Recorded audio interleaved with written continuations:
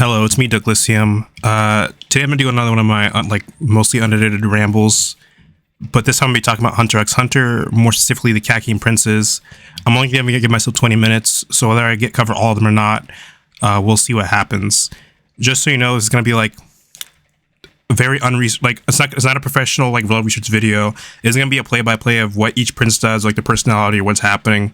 It's gonna be someone on Twitter basically mentioned the theme of religion and sexism and I guess in a way community, in a weird way, loyalty or faith in the succession arc, and I think this is most evident through the princes.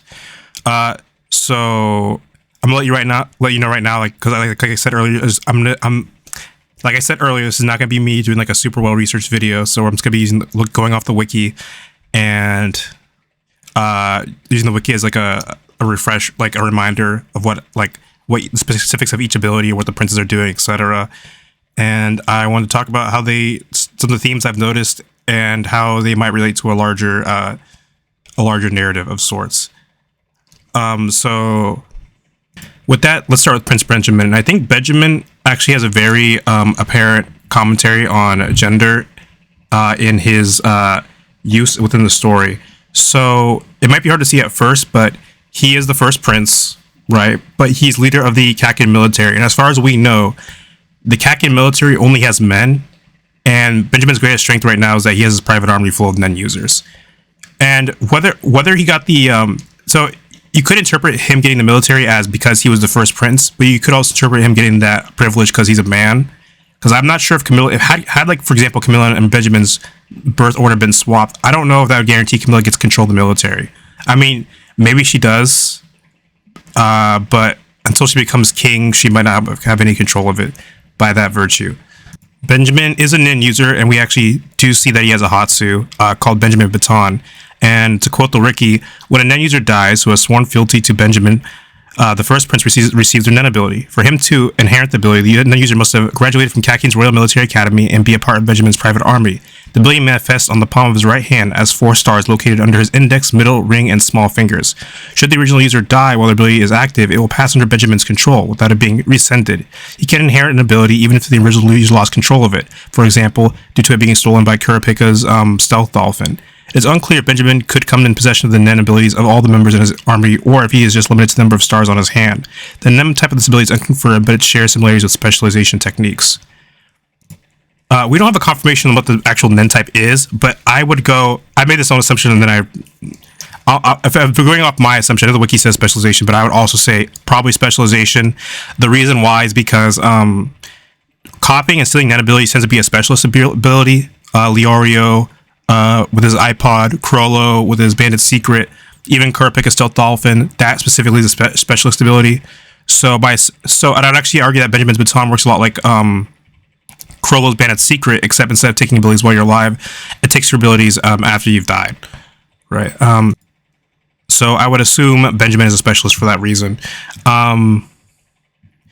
So here's so obviously there's obvious theme between military where Benjamin, when his men die, he gets the ability. So there's gonna see this recurring theme a lot of sacrifice and willing to die for a cause. Nen has always been connected to vows, limitations, being willing to sacrifice yourself, but especially here where Benjamin directly basically rewards the soldiers for dying for him, dying in the field of battle, dying while loyal for him, etc. It's potentially a really powerful ability because you also got to think about what if one of the abilities he takes gets boosted by post-mortem Nen, for example, or something. I suppose there also could be maybe a limitation on how many times you can use the ability. Each time maybe is an ability, and then every time he uses an ability, maybe a star disappears. We don't know. That's just me throwing that out there. So and then there's also his Nen Beast. Let me see if I can. Which I'm gonna be honest, looks like a penis. Normally that might be a reach. It might just be a haha penis joke, but there's been a lot of genitalia and breast imagery in this arc. So I'm inclined to say that its head having the silhouette of a penis is actually probably intentional. Now, as I mentioned earlier, I think there actually is implication of why it might look like a penis, because like I said, Benjamin's fashion is kind of a sausage fest because it is a military organization and it only has, as we've seen so far, men, as far as we know. So that would explain part of it, and it's also based on his personality. So that's probably what, maybe Benjamin maybe considers that important, or like some sort of brotherly bond or something. We do know that his soldiers are very loyal to him, and some of them even apparently look up to him like a father or some like sort of family member. We don't know what the Nen Beast itself actually does as an ability. So the Nen Beasts do seem to have individual Nen types. We don't know what the Nen type of Benjamin's beast is, and we don't know what it does exactly. So what a lot of this stuff remains to be seen.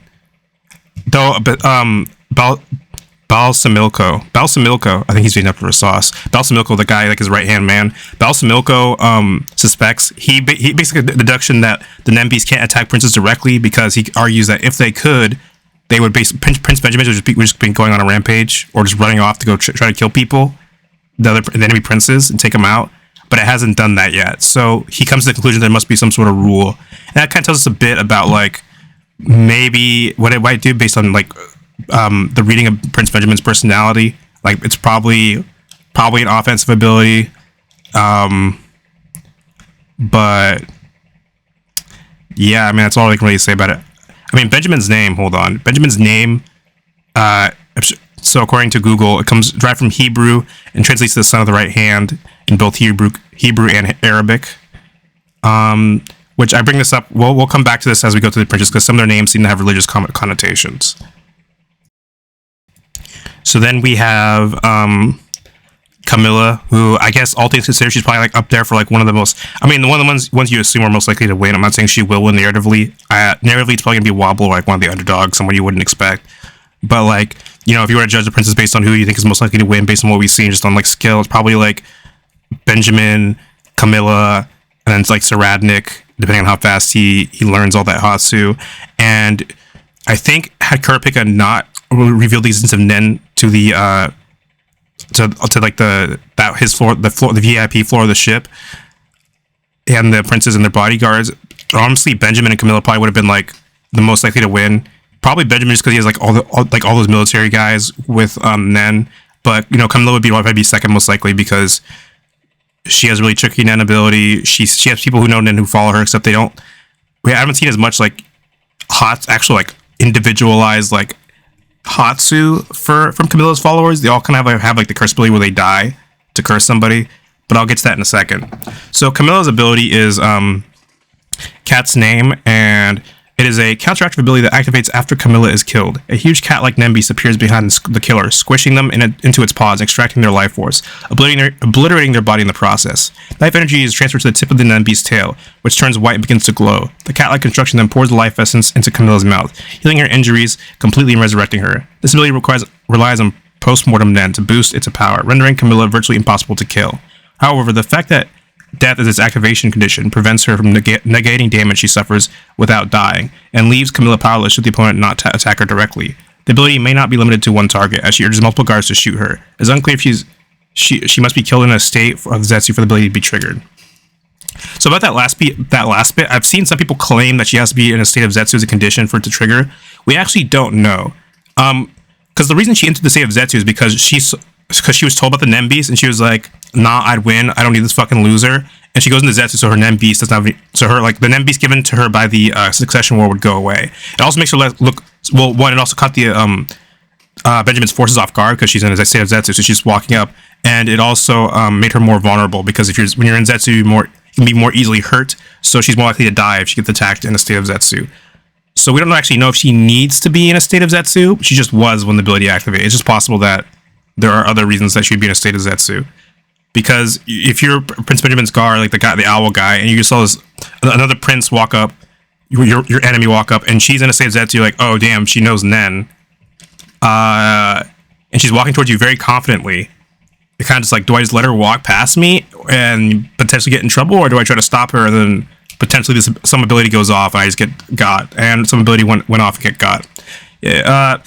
For as far as the Nen type, I'm inclined to say assume specialist again. It's possible. I could maybe see like a weird argument for like manipulation and omission if it was like this emitted beast, and then you manipulate the life force and body of the person and turn it into something that can like heal you. But I'm leaning more towards specialization. The Nen beast Camilla has kind of looks like a sea anemone, but also like has a bunch of tits instead of what is it? Tentacle? I don't know what sea anemones really have, like tentacles. You know what I mean, like little colorful bits that it looks like a bunch of breasts on a sea anemone. Maybe those are eyes. I think those are breasts though. Considering, like, for example, like I said, Prince Benjamin's is like a penis. It's confirmed to be a manipulator with a coercive type ability that takes complete control of a target who fulfills certain conditions. We don't know what that ability is or would be. And as far as the design goes, I suppose the breasts are like potentially seen as in contrast to Benjamin's penis.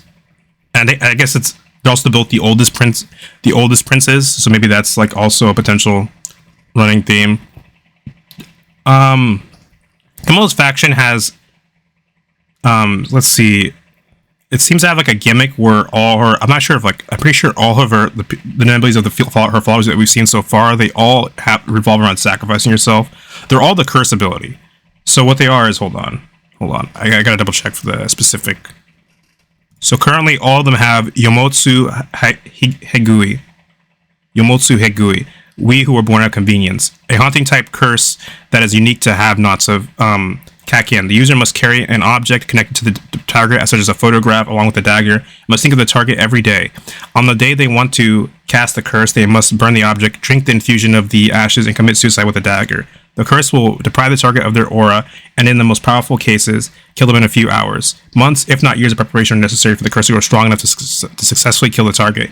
And even then, a few meters of distance from the target can change the moment of their death from 2 weeks to 3 months. It is, however, estimated that the user killing themselves while close enough to touch the target and looking them in the eye will result in a powerful curse, even if not enough time has passed by normal standards. The ability draws power from postmortem and the user's resolve. So there's an immediate connection between a parallel between this ability and Camilla's ability, since Camilla's ability also needs postmortem to work, and it may also be based on resolve. It's not 100% sure, but I wouldn't be surprised. I mean, if you're willing to die, I would say you probably have a lot of resolve. But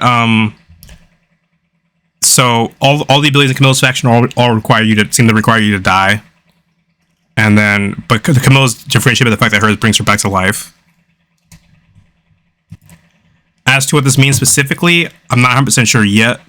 There is, like I said, an obvious theme of like faith and being willing to die, because in this arc there has been the most abilities that revolve around having groups of people do stuff for you. Like Benjamin Baton, someone dies for you, he gets an ability. Morena, she can give other people then abilities and they can go kill people to go level up, etc, etc.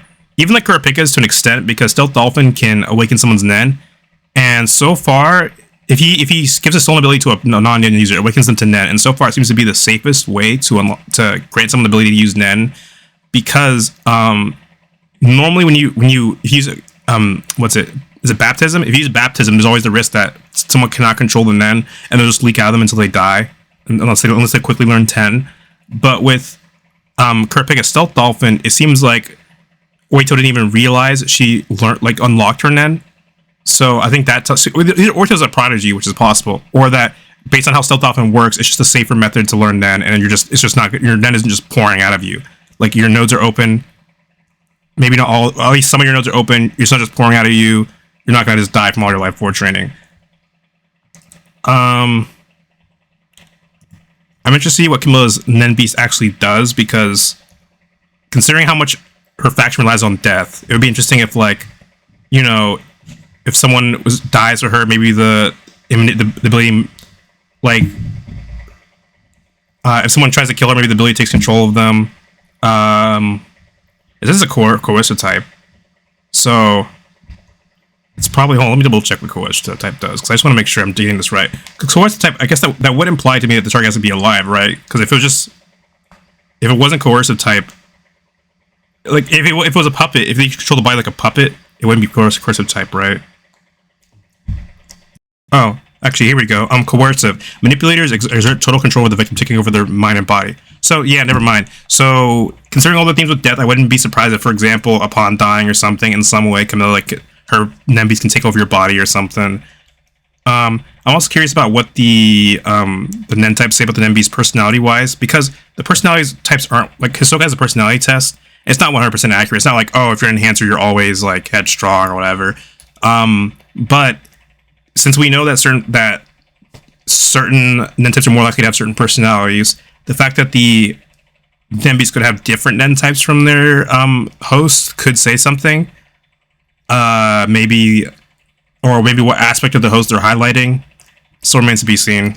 Oh yeah, so Camilla's name does actually have a meaning, according to Google, specifically the bump, apparently. It is derived from the word Camillus, meaning religious attendant or priest helper in ancient Rome. The role of Camillus was to assist the cleric with delivering faithful service. So this is actually very interesting because, well, once again, as I said, Benjamin also has religious connotations. And as the right hand, Benjamin's name as the right hand, you could see as a connection to the military too, like the might of the Kakin military. But Camilla's being religious attendant or priest helper that's supposed to like deliver faithful service could relate to her faction in general, as the fact that they're so passionate about Camilla, they're so loyal to her that they're willing to die for her.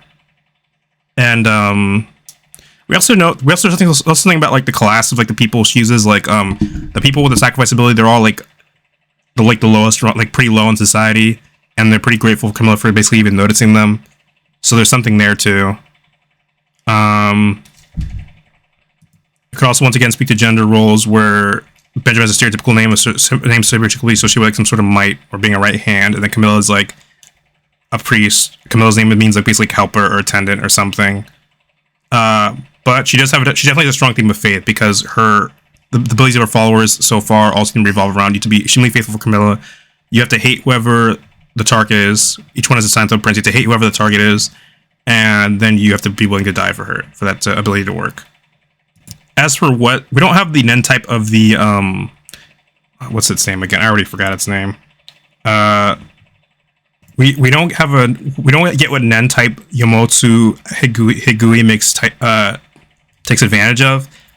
I have to assume that because so many people can use it, it's one of the 5 like more basic Nen types, so it's probably not specialization.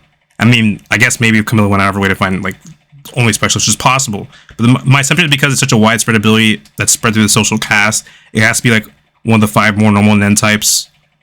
And it also makes sense why the condition is so high, like why it just takes so long to gestate it, because if you don't have the right Nen types, or it probably just like takes, an extremely long time to power that up or get enough Nen to use it. I guess if I had to assume, I'd say it's probably, we haven't seen it in action yet, so who knows, but like I'd assume like a emission and or manipulation at this point right now, because that would give you the range to affect other people. Let's see, is there anything else I want to talk about with Camilla?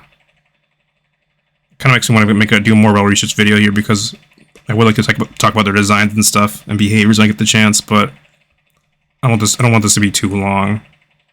I think it's all about Camilla. If I think of anything, I'll come back. This next prince I talk about is probably gonna be my last prince, just because this video, I don't want this video to be like an hour long. It's probably gonna be 20 minutes long. This is just thing for you to listen on to the background. I'm still tired. I'm still thinking about Camilla. Maybe should I talk about the mothers?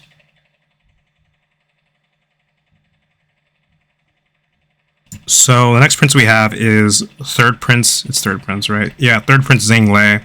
So this is probably one of the interesting ones, because you're probably wondering how can I possibly connect this to the ongoing Catholic imagery, especially since Zhang Lei, for once, definitely not even anywhere close to an English name, and 2, his Nenbi seems to be a sort of dharma, or like, I think it's the Buddhist cycle for reincarnation, I want to say. I think. I'm not an expert. Correct me if I'm wrong. So the name Zhang Lei, according to, to Google on laoshi.com, Zhang Lei can mean palm vessel, and palm actually is very important in Christianity. I'm just gonna be very professional and look up the importance of palm, even though I went to a Catholic school, the importance of palm in everything. Okay, well, yeah, so there's Palm Sunday, first of all. And as the first day of the Holy Week and the Sunday before commemorating Jesus Christ's triumphal entry to Jerusalem. It is associated in many churches with blessing and procession of palms, leaves of the date palm or twigs from locally available trees. And according to Wikipedia, a palm branch can actually represent victory, i.e., the victory of spirit over the flesh, which we do know is actually an important aspect of Zhang Wei. One, he's constantly described by everyone, including himself, but everyone else also acknowledges he's a very thoughtful prince. Out of all the princes, he's the most thoughtful. He's the least to take things personally. And he also has like this emphasis on like light and dark, or like thinking like, or light and dark, first of all, in the fact that he uses both legal and non-legal means to get his needs, but also he has this emphasis on patience, and in that way it could be victory over the flesh, in the sense that like I'm not letting my short-sighted emotions or desires I'm not Salai. I'm not gonna just like fuck around and then get killed. And it also shows that he's in it for the long game. Now this also could all relate to his Nembeast, because his Nembeast is a Dharma, and of course the idea behind Buddhism is you want to escape the cycle of reincarnation by achieving nirvana. So it could relate to that. What he says is it's a Dharma chakra. Hold on, specifically. Let me just double check with this. Any second now. No internet coming to bite my ass. Google just says the Dharma just represents the teachings of Buddha, which I still think fits with Zhang Wei pretty well, in the sense that victory over the flesh. He's a very thoughtful guy. He prefers to think and play the long game over, trying to run in. He likes to use his head. He doesn't have Nen, so we don't know what Nen type he is, but his Nembeast is a conjurer, and hold on, I gotta wait for the website to glow. It's a conjurer that spits out a coin every day. Let me just double check. So Zhang Wei's guardian spirit beast has the appearance of a floating Dharma chakra bordered by black flames. Apart from a simple face in its center, it has eightfold symmetry, with 8 spokes pointed radially outwards towards its rim, and 8 crosses at the end of each spoke.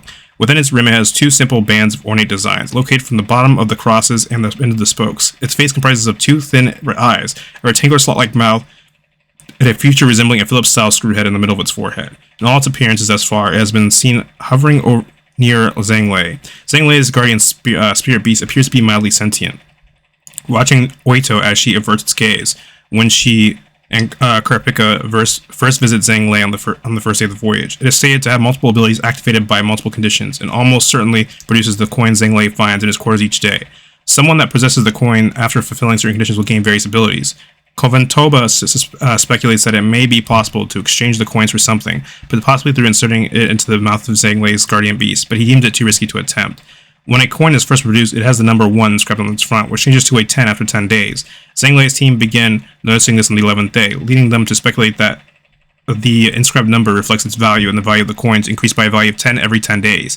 During experimentation with Kurapika later that day, they noticed that the design of a coin changes depending on who possesses it. Coins owned by Zhang Wei have an image on image of its guardian spirit beast on its back, and coins gifted to others by Zhang Wei have an image of Zhang Wei inscribed on its back. Coins have aura, which can be used to distinguish them, and the aura flares up and surrounds the coin when it changes ownership. Whenever a coin is gifted, its value resets back to 1 and is reflected through the indicator number on the front of the coin. Kurapika speculates that Zhang Wei, his coins accumulate and store Nen, likely enough to awaken Nen in an unawakened individual in 6 months, 180 days, and enough for an ability to manifest after 640 days. He points out that this might be an optimal way to bypass the efforts and risk one faces during their normal rigorous experience at first learning Nen. Rebecca further speculates that the coins also induce pseudo-coercive manipulation in the form of forced loyalty to Zhang Wei, though he does not share this with Zhang Wei due to the presence of someone not positively affiliated with Zhang Wei in the room. So, that's a lot.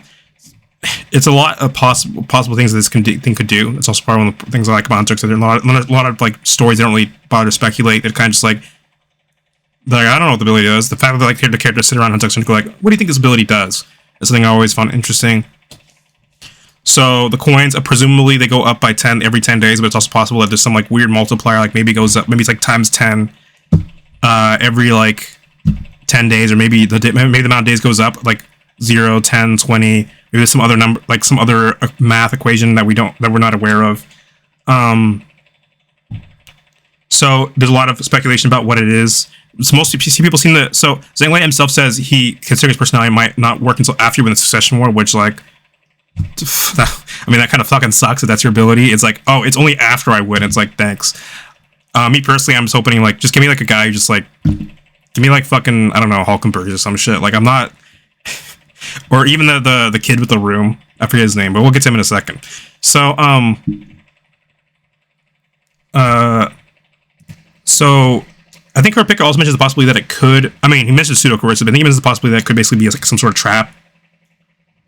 But the most common consensus by most of the people, including Kurapika, seems. Why do I say it like that? Kurapika. Oh, God, I'm thinking about the words too much. The most common consensus seems to be that Zhanglei's ability is some sort of buff or gift or upside if you keep it long enough.